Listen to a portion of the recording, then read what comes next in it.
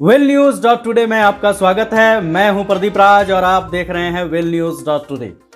आज बात कर रहे हैं मधुपुर में एक मामला सामने आया है। ये मामला है डालमिया धर्मशाला से संबंधित। पहले इस जगह पर डालमिया धर्मशाला हुआ करता था, लेकिन ये धर्मशाला टूट चुका है।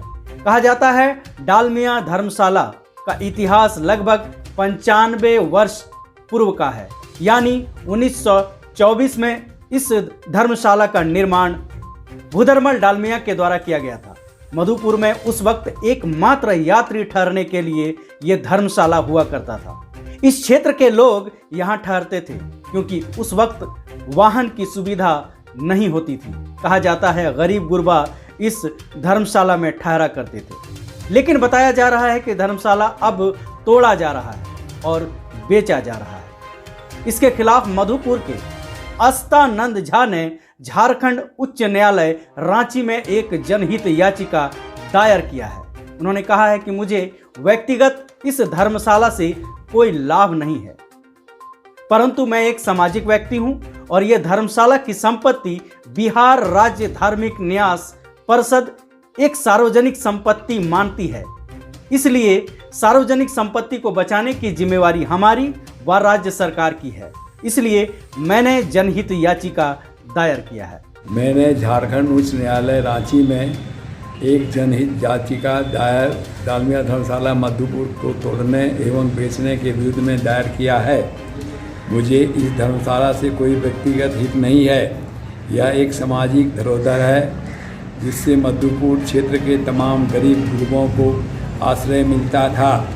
इसको लेकर मधुपुर क्षेत्र के तमाम आवाम को आवाज़ उठानी चाहिए था। मैं तमाम आवाम से यह आग्रह करता हूं कि इस घृणित कार्य के विरुद्ध पुरजोर आवाज़ उठाने का आग्रह करता हूं, जिससे यह धर्मशाला बच सके और गरीब गुरबों को लाभ मिल सके। यह धर्मशाला लगभग 100 वर्ष पुराना है। इसकी स्थापना 1924 में भूधरमल डालमिया के द्वारा किया गया था। बिहार राज्य धार्मिक न्यास परिषद पटना ने 1994 में एक स्पष्टीकरण धर्मशाला के प्रबंधक दीनदयाल डालमिया से पूछा था कि आपको धर्मशाला की व्यवस्था करने का कोई अधिकार नहीं है। व्यवस्थापक द्वारा गलत ढंग से धर्मशाला का रसीद काटा जाता था, जो सरासर गलत था।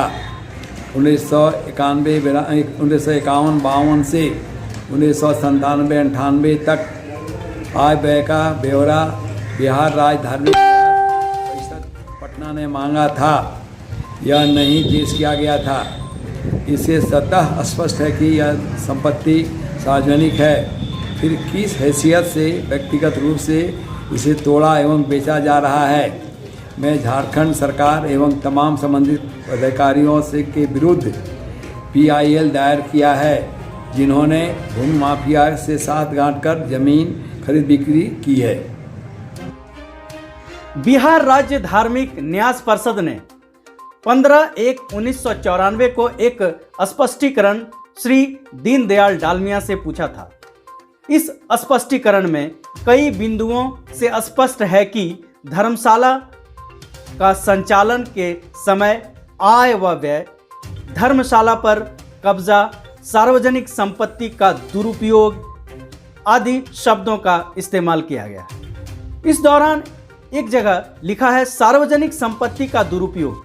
इससे यह प्रतीत होता है कि यह संपत्ति सार्वजनिक है, लेकिन दूसरी ओर अनुमंडल दंडाधिकारी का कार्यालय मधुपुर द्वारा एक जांच प्रतिवेदन दिया गया है।